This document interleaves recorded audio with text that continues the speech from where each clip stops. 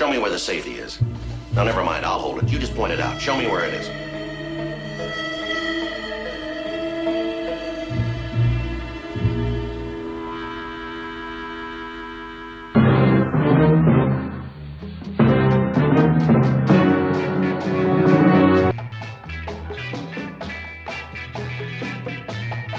Tell me something. You ever hear of the Fielder Militia? Yeah, Paul, I've heard of them. I'm thinking about joining up. Next meeting. Got the word a few days ago from Frank Baker. I'll introduce you to him. We could use you, Joe. That the reason for this special invitation? Right.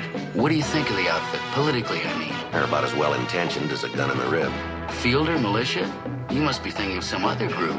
I've read their charter. Reminds me of one that was written in a jail cell about 45 years ago. What? Yeah, a place called Landsberg. The guy that wrote it used to hang wallpaper. Oh, come on now, Joe. I'm serious. Why, the police department hasn't got better friends anywhere than the Fielders. That's the sole reason for their existence, to support law and order. I'm familiar with the claim. Well, you ought to be grateful, man. You and every other underpaid cop in the country. Support, isn't that what it's all about? Support, Paul, but not all kinds. Now, let me get this straight. You're the guy who has to go out on the streets and do the job. And you're telling me the department doesn't welcome all the help it can get? Paul, I can't speak for the department, but I'll say this. We want help. We welcome help. We're getting help. From legitimate groups and responsible citizens. Now, that doesn't include people who yell spy every time they hear an accent, or who look under the bed at night for a seditionist. It doesn't include racists, white or black, and it lets out people who think lawful protest is unconstitutional or that change is treason. It excludes nuts on either fringe, Paul. The guy who sees an anarchist and every kid with long hair. It excludes the Fielder Militia. Patriotism? Why, that militia of yours has got a corner on the market. Civil rights? They got them all. Protesters? Shoot them all down. Now, that may be your philosophy, Paul, but it's not mine. And I don't think it's the department's either. We work it a little different in this country. What do you mean? I wear a badge, Paul, not a swastika. Hey, okay.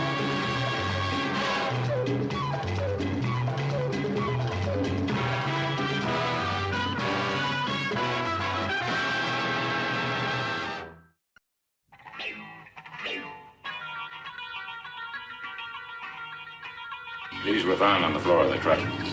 Those are mine. Asparagus seeds. I bought them and paid for them. I suppose you're going to make a federal case out of it. I talked to Vollmer. He wants to come down in the morning. I said, be all right.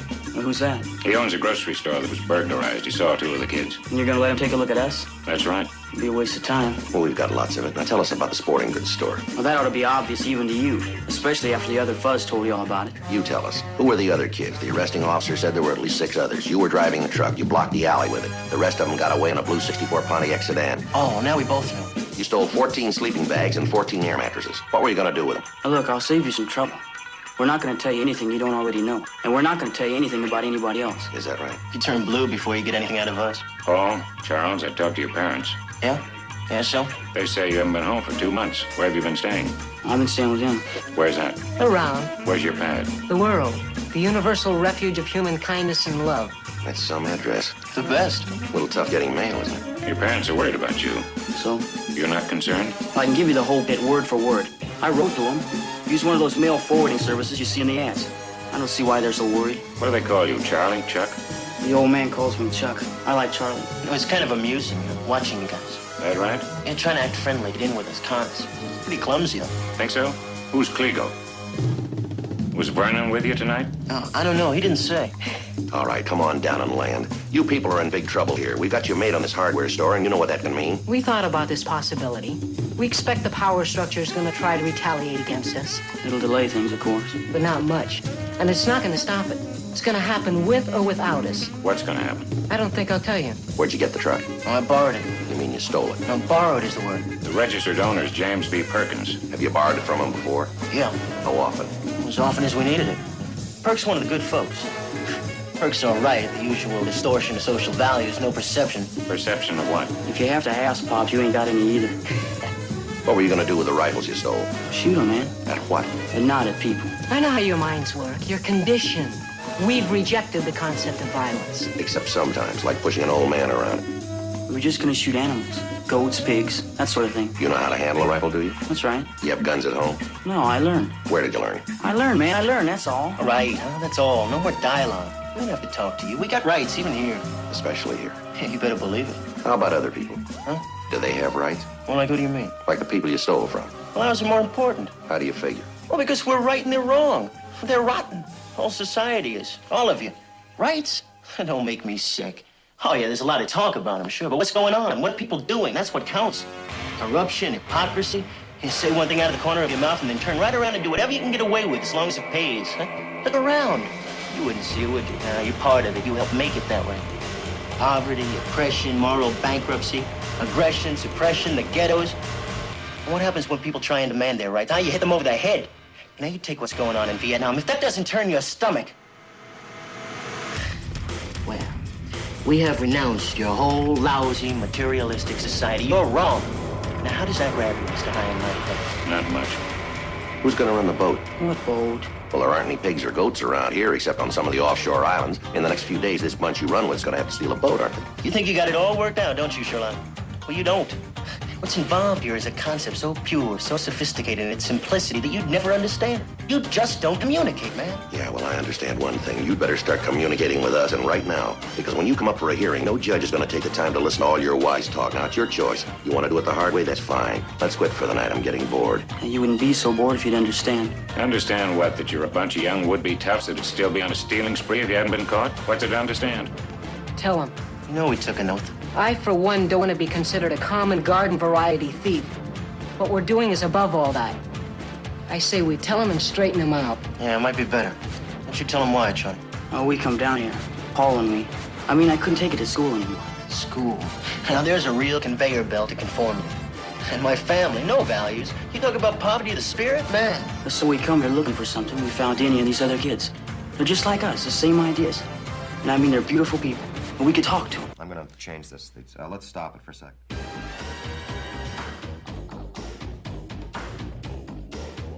You're really gonna have a ball setting up this new country of yours, aren't you? Lying around, listening to the radio and the phonograph, eating whenever you feel like it. All of you city kids. Great chance of somebody getting hurt. Liable to break a leg, take off a foot with an axe, get shot. Man, you're out of sight. Somebody's gonna get sick. Bad cooking, dirty pans, that many kids, it'll happen sooner or later. Yeah, we thought of that. Oh, yeah, you have penicillin, don't you? That's what it's for. You ever hear of penicillin shock? Happens in maybe one case out of 10, something like that. Can kill you in a matter of minutes. Don't give me that might happen or liable to jazz, huh? People have gone off and made it before, plenty of them. Going all the way back to the Pilgrims. Yeah, well, they had a few things going for them that you don't. They know how to hunt, how to use an axe, how to build a house, start a fire without matches, and bank it at night so it wouldn't go out. You know how to do all that, of course. And you're gonna grow this. Yeah, I really dig fresh asparagus. When do you think you'll eat it? Well, it's summer. Asparagus takes 2 years. The Pilgrims could raise their own food, which you can't. And even so, half of them died the first year. But you prepared for that too, didn't you? I don't know what you mean. You've got shovels. All right, so big deal. We're not the frontiersmen of all time. But Danny and Paul, these are very bright people. Intelligent and mature. And high principled. That's right. What was that one about materialism? We reject material values. Oh, yeah. Well, what are you gonna do when the batteries run down? We got a generator. And when there's no more gas? Okay, so we don't listen to the radios. That's not vital. But food is, and you're gonna run out of it sooner than you think. Then you figure you'll start eating wild goat. Well, it's not prime rib, but maybe you'll acquire a taste for it. You better 3 times a day. What do you do when you run out of ammunition? We'll figure it out. Or haven't you thought that far ahead? I hope you have, because if you haven't, you'll starve to death. Unless you can explain to me how you make it without $4,000 of somebody else's property. And I call that pretty material. Where does that leave your principles? Well, come on, we're listening. The only principle you've rejected is paying for it. And that makes you just what you're afraid you'll be called, common garden variety thieves. You just don't understand. Maybe we do, son. Don't think you have a corner on all of virtue vision in the country, or that everybody else is fat and selfish and you're the first generation to come along that's felt dissatisfied. They all have, you know, about different things, and most of them didn't have the same opportunity and freedoms that you do. Let's talk poverty. Most places in the world, that's not a problem. It's a way of life. And rights, they're liable to give you a blank stare because they may not know what you're talking about. The fact is, more people are living better right here than anywhere else ever before in history. So don't expect us to roll over and play dead when you say you're dissatisfied. It's not perfect, but it's a great deal better than when we grew up. 100 men standing in the street hoping for one job, selling apples on the street corner. That's one of the things we were dissatisfied about, and you don't see that much anymore. You're taller, stronger, healthier, better educated, and you live longer than the last generation. And we don't think that's altogether bad. You've probably never seen a quarantine sign on your neighbor's door. Diphtheria, scarlet fever, whooping cough. Probably none of your classmates are crippled with polio. You don't see many mastoid scars anymore. We've done quite a bit of fighting all around the world. Whether you think it was moral or not, a lot of people are free today to make their own mistakes because of it. And that may just include you. I don't know. Maybe part of it's the fact that you're in a hurry. You've grown up on instant orange juice. Flip a dial, instant entertainment. Dial 7 digits, instant communication. Turn a key, push a pedal, instant transportation. Flash a card, instant money. Shove in a problem, push a few buttons, instant answers. But some problems you can't get quick answers to, no matter how much you want them. I don't think that we're telling you to lose your ideals or your sense of outrage. They're the only way things ever get done. And there's a lot that still needs doing, and we hope you'll tackle it. You don't have to do anything dramatic like trying to come up with a better country. You can find enough to keep you busy right here. While you're at it, don't break things up in the name of progress or crack a placard stick over somebody's head to help him see the light. Be careful of his rights, because your property and your person and your rights aren't any better than his. And next time you may be the one to get it. We remember a man who killed 6 million people and called it social improvement. So hang in. Don't try to build a new country. Make the old one work. It has for over 400 years. And by the world's standards, that's hardly more than yesterday.